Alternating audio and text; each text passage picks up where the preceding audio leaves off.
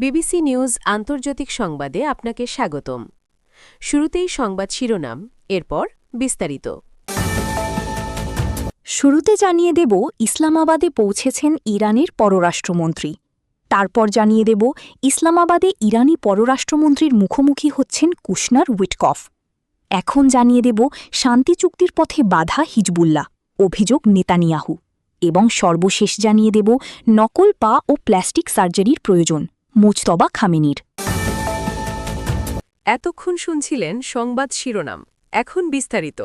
আপনি যদি মুসলিমদের পাশে থাকতে চান তাহলে ভিডিওতে লাইক করে চ্যানেলটি অবশ্যই সাবস্ক্রাইব করে দেবেন।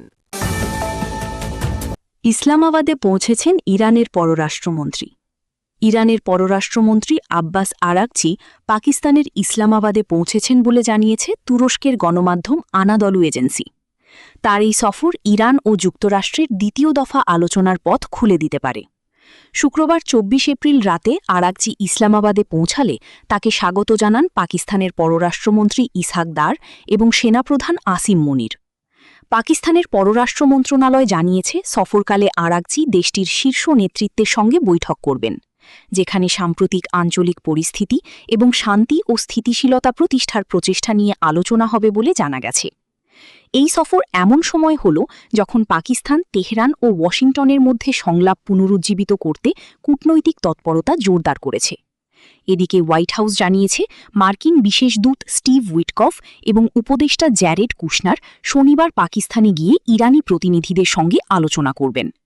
White House press secretary Karoline Leavitt বলেন, পাকিস্তানের মধ্যস্থতায় এই সরাসরি আলোচনা হবে এবং পুরো প্রক্রিয়ায় ইসলামাবাদ গুরুত্বপূর্ণ মধ্যস্থতাকারীর ভূমিকা রাখছে। তিনি জানান, ভাইস প্রেসিডেন্ট জেডি ভ্যান্স যুক্তরাষ্ট্রেই থাকবেন, তবে আলোচনার পুরো প্রক্রিয়ায় তিনি ঘনিষ্ঠভাবে সম্পৃক্ত থাকবেন। সূত্রগুলোর মতে পাকিস্তান ইরান যুক্তরাষ্ট্রের দ্বিতীয় দফা আলোচনা পুনরায় শুরু করতে সক্রিয় প্রচেষ্টা চালাচ্ছে। তেহরানের সঙ্গে চলমান আলোচনা নতুন করে আলোচনার পথ তৈরি করতে পারে। এর আগে ১১-১২ এপ্রিল ইসলামাবাদে প্রথম দফা সরাসরি আলোচনা অনুষ্ঠিত হয়। ইসলামাবাদে ইরানি পররাষ্ট্রমন্ত্রীর মুখোমুখি হচ্ছেন কুশনার উইটকফ। ইরানের সঙ্গে চলমান উত্তেজনার মধ্যে শান্তি আলোচনা পুনরায় গতিশীল করতে পাকিস্তানে বিশেষ প্রতিনিধি দল পাঠাচ্ছেন মার্কিন প্রেসিডেন্ট ডোনাল্ড ট্রাম্প। মার্কিন প্রশাসনের ২ কর্মকর্তার বরাত দিয়ে সিএনএন জানিয়েছে, আগামী কয়েকদিনের মধ্যে পাকিস্তানের ইসলামাবাদে ইরানি পররাষ্ট্রমন্ত্রী আব্বাস আরাগচির সঙ্গে বৈঠকে বসবেন ট্রাম্পের বিশেষ দূত স্টিভ উইটকফ এবং জামাতা জ্যারেড কুশনার। তবে এই বৈঠকে বর্তমান মার্কিন ভাইস প্রেসিডেন্ট জেডি ভ্যান্স আপাতত অংশ নিচ্ছেন না। কর্মকর্তারা জানিয়েছেন, ইরানের পার্লামেন্টের স্পিকার মোহাম্মদ বাঘের গালিবাফ এই আলোচনায় অংশ না নেওয়ায় ভ্যান্সের উপস্থিতির পরিকল্পনা বর্তমানে স্থগিত রাখা হয়েছে।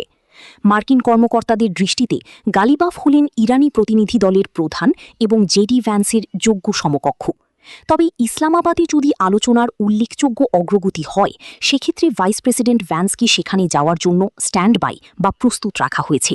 তার অনুপস্থিতিতে তার দপ্তরের সদস্যরা পাকিস্তানে উপস্থিত থেকে আলোচনায় অংশ নেবেন। শান্তি চুক্তির পথে বাধা হিজবুল্লাহ, অভিযোগ নেতানিয়াহুর।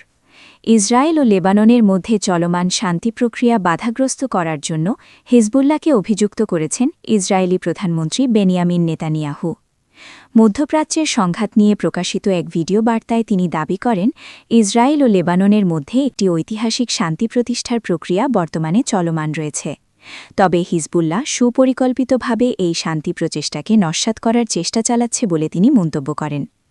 নেতানিয়াহুর এই বক্তব্য এমন এক সময়ে এলো যখন ইসরায়েলি প্রতিরক্ষা বাহিনী আইডিএফ এবং হিজবুল্লাহ একে অপরের বিরুদ্ধে যুদ্ধবিরতি লঙ্ঘনের অভিযোগ তুলছে। এই প্রেক্ষাপটে প্রধানমন্ত্রী স্পষ্ট করে জানিয়েছেন যে কোনো ধরনের হুমকির বিরুদ্ধে ইসরায়েলের পূর্ণ ব্যবস্থা নেওয়ার স্বাধীনতা রয়েছে।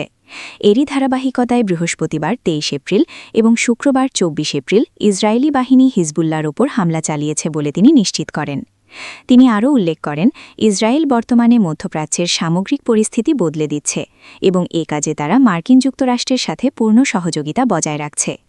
বিশেষ করে ইরানের ওপর অর্থনৈতিক ও সামরিকভাবে কঠোর চাপ প্রয়োগ করার জন্য তিনি মার্কিন প্রেসিডেন্ট ডোনাল্ড ট্রাম্পের প্রশংসা করেন। সব মিলিয়ে হিজবুল্লাহর পক্ষ থেকে উস্কানি থাকলেও ইসরায়েল তার সামরিক লক্ষ্য ও কৌশলগত অবস্থানে অনড় থাকার বার্তা দিয়েছেন নেতানিয়াহু। সূত্র বিবিসি। নকল পা ও প্লাস্টিক সার্জারির প্রয়োজন মোজতবা খামেনির। ইসরায়েলি হামলায় গুরুতর আহত অবস্থায় চিকিৎসাধীন ইরানের নতুন সর্বোচ্চ নেতা মোজতবা খামেনি তার শারীরিক অবস্থার কারণে ভবিষ্যতে কৃত্রিম পা ব্যবহার ও প্লাস্টিক সার্জারির প্রয়োজন হতে পারে বলে জানা গেছে। মার্কিন সংবাদমাধ্যম নিউ ইয়র্ক টাইমসের এক প্রতিবেদনে এ তথ্য উঠে এসেছে। প্রতিবেদনে বলা হয়, গত ২৮ ফেব্রুয়ারি যুক্তরাষ্ট্র ইসরায়েলের যৌথ হামলায় নিহত হন মোজতবার বাবা আয়াতুল্লাহ আলী খামেনি। ওই হামলায় মোজতবা খামেনি গুরুতর আহত হলেও প্রাণে বেঁচে যান। বর্তমানে নিরাপত্তার কারণে তিনি আত্মগোপনে রয়েছেন এবং সীমিত সংখ্যক চিকিৎসক ছাড়া অন্য কারও প্রবেশাধিকার নেই। চিকিৎসা সূত্রে জানা গেছে, মোজতবার একটি পায়ে ৩ বার অস্ত্রোপচার হয়েছে এবং সেটির জন্য কৃত্রিম পা ব্যবহারের প্রয়োজন হবে। তার একটি হাতেও অস্ত্রোপচার হয়েছে এবং ধীরে ধীরে কার্যক্ষমতা ফিরছে। তবে মুখমণ্ডল ও ঠোঁট গুরুতর দগ্ধ হওয়ায় কথা বলতে অসুবিধা হচ্ছে, যার জন্য ভবিষ্যতে প্লাস্টিক সার্জারির প্রয়োজন হতে পারে। এই অবস্থার মধ্যেও মোজতবা মানসিকভাবে সচেতন ও সিদ্ধান্ত গ্রহণে সক্রিয় রয়েছেন বলে কর্মকর্তারা জানিয়েছেন। তবে নিজেকে দুর্বল দেখাতে না চাওয়ায় তিনি মৌখিক বক্তব্য দিচ্ছেন না। এর বদলে তিনি বরং লিখিত বার্তার মাধ্যমেই যোগাযোগ করছেন। বর্তমানে মোজতবার নিরাপত্তা ও চিকিৎসা তত্ত্বাবধান করছেন ইরানের প্রেসিডেন্ট মাসুদ পেজেশকিয়ান। তিনি নিজেও একজন হৃদরোগ সার্জন। ইসরায়েলের সম্ভাব্য নজরদারি এড়াতে দেশটির শীর্ষ সামরিক ও রাজনৈতিক নেতারা তাঁর সঙ্গে সরাসরি সাক্ষাৎ বন্ধ রেখেছেন। আপনি যদি মুসলিমদের পাশে থাকতে চান তাহলে ভিডিওতে লাইক করে চ্যানেলটি অবশ্যই সাবস্ক্রাইব করে দেবেন।